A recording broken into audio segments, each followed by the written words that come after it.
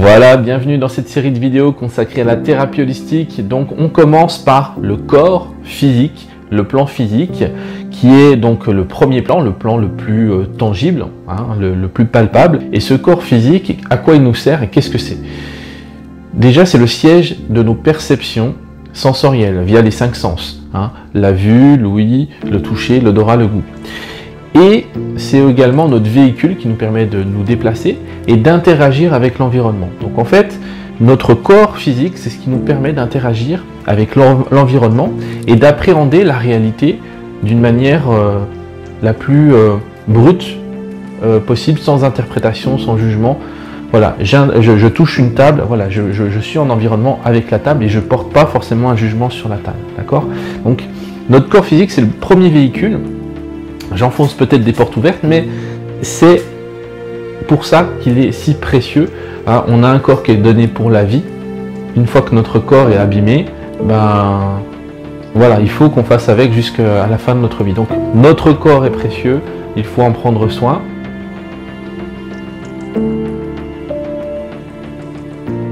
Mais ce dont vous n'avez peut-être pas forcément conscience, c'est que notre corps est aussi le réceptacle de tous les autres plans. Mental, émotionnel, énergétique, spirituel. Et ce qui fait que quand il y a un problème, un blocage sur un plan supérieur, si ce problème, ce blocage n'est pas résolu et perdure dans le temps, au bout d'un moment, ça va se répercuter dans le corps et ça va créer des tensions physiques et des dysfonctionnements physiques et des maladies. C'est le principe d'une maladie psychosomatique, d'accord? Et en fait, quand on regarde bien, du point de vue de l'approche holistique, les maladies dites psychosomatiques, c'est-à-dire que le mental et l'émotionnel rendent malade le corps, c'est ça, les maladies psychosomatiques, et il y en a beaucoup plus qu'on croit. En fait, la majorité des maladies seraient psychosomatiques. Alors on a dans la tête, justement, les maladies psychosomatiques, c'est dans la tête. Non, les maladies psychosomatiques, c'est le mental et l'émotionnel qui nous rendent malades. C'est ça, les maladies psychosomatiques. Et donc elles sont nombreuses. Et comment prendre soin de notre corps, justement, dans la vie de tous les jours, dans le quotidien? Parce que notre corps, il est soumis à un stress permanent, tous les jours. Et il y a deux types de stress en fait, deux types d'agressions qui vont venir abîmer notre corps. On a le stress externe et le stress interne. Le stress externe, c'est évident, c'est tout ce qui est extérieur à nous. Par exemple, vous n'allez pas mettre spontanément votre main au feu. Vous savez que le feu ça brûle, ça peut vous abîmer le corps, donc vous n'allez pas mettre la main au feu, d'accord? Pareil, vous n'allez pas monter sur une falaise et vous jeter en bas de la falaise, d'accord? Donc ça, c'est les sources d'agression extérieures. Mais il y a aussi les sources de stress, les sources d'agression intérieures. Et ça, on en a moins conscience, c'est plus insidieux. Et c'est tout ce qui est pensée négative, rumination, émotion négative, émotion refoulée, peur, anxiété, angoisse, toutes ces choses-là qui sont mal gérées vont créer une tension à l'intérieur du corps. Et cette tension, s'il n'est pas évacué régulièrement, ça va faire comme une cocotte minute et ça va créer une tension telle que on va abîmer notre corps, mais de l'intérieur. Et ça, on n'en a pas conscience parce que c'est pas forcément visible, mais c'est bien réel, d'accord? Et justement, les personnes hypersensibles, les personnes anxieuses, les personnes qui ont un tempérament comme ça un petit peu, qui pensent beaucoup, qui ruminent beaucoup, alors là, vous êtes vraiment prédisposé à ce type d'agression. Et ça me fait penser, on parle beaucoup de la pénibilité des métiers, mais qu'est-ce que c'est que la pénibilité en fait? Tous les métiers seraient pénibles. Il y a des métiers où je travaille dans le froid, à l'extérieur, je fais un métier physique, un métier difficile, ok, donc là c'est un stress externe, mais il y a aussi le stress interne où je suis soumis à, ok, je suis pas dehors, je travaille pas dehors, sous la pluie, etc., dans le froid, mais peut-être que je suis soumis à un stress permanent, une pression permanente que je dois gérer. Donc il y a stress interne, stress externe. Ce qu'il faut retenir, c'est que notre corps, il est intelligent. Il y a une intelligence dans notre corps et notre corps il est capable de digérer toutes ces formes de stress, des petits stress, des gros stress, des grands stress. Le corps sait faire. Encore faut-il que on lui en laisse la possibilité. Et pour lui en laisser la possibilité, il faut être à l'écoute de son corps. Et on vit dans une société où malheureusement le corps est pas mis en avant, contrairement aux traditions orientales où voilà, le corps au contraire il est mis en avant, hein, mais notre éducation, notre culture, les rythmes de vie aussi d'aujourd'hui font que on est de moins en moins à l'écoute de notre corps, de moins en moins à l'écoute de nos sensations physiques, et on est beaucoup dans le mental, soit dans les projections à anticiper toujours plein de choses, soit dans les ruminations à refaire le monde.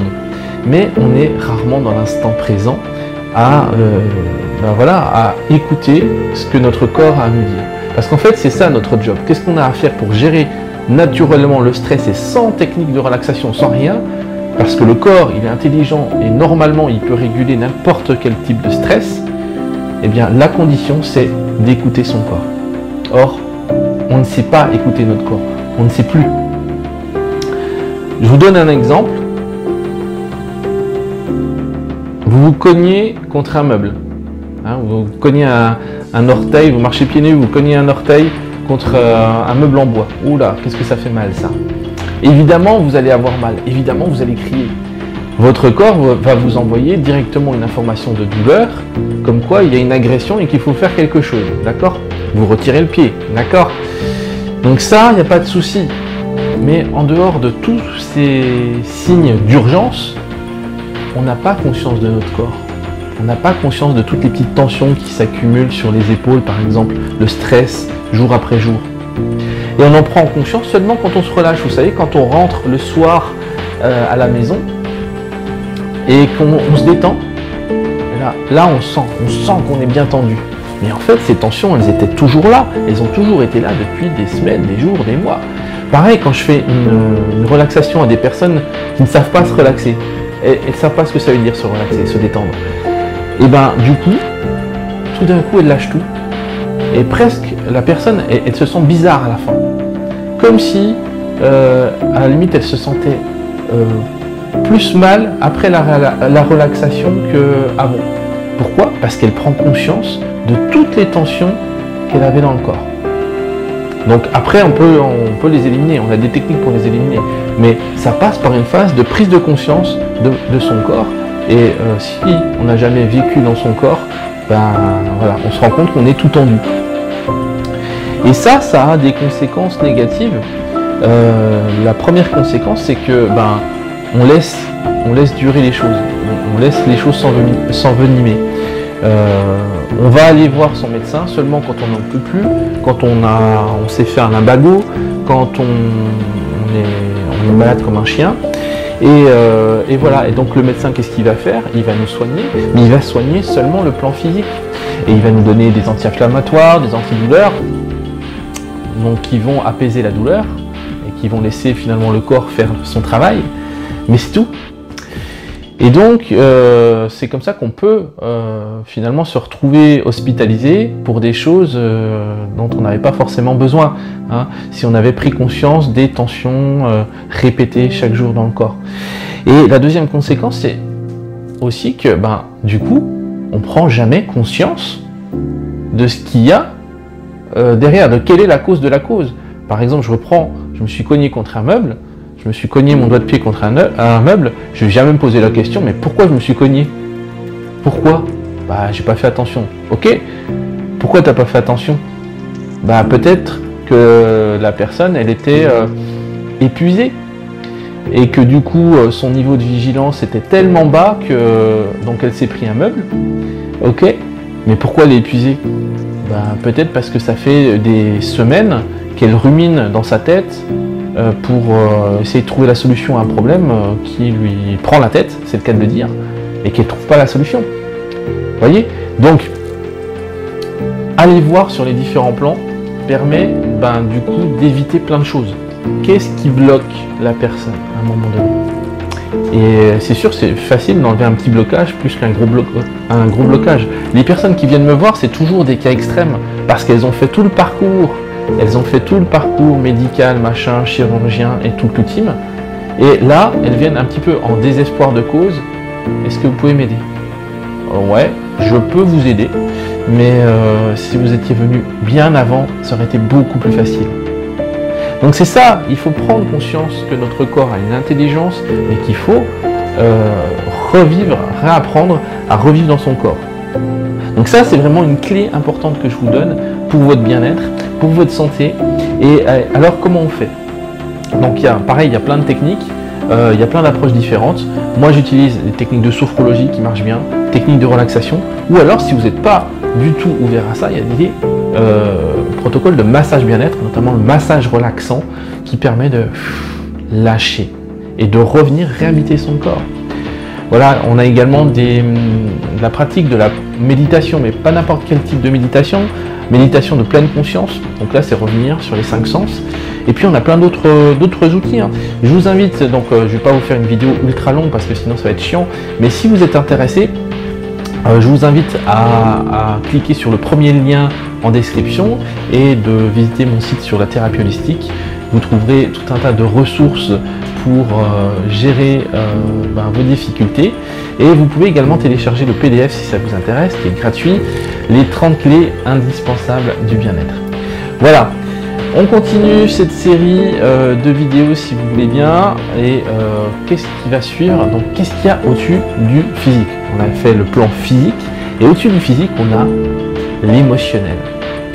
A tout de suite pour l'émotionnel.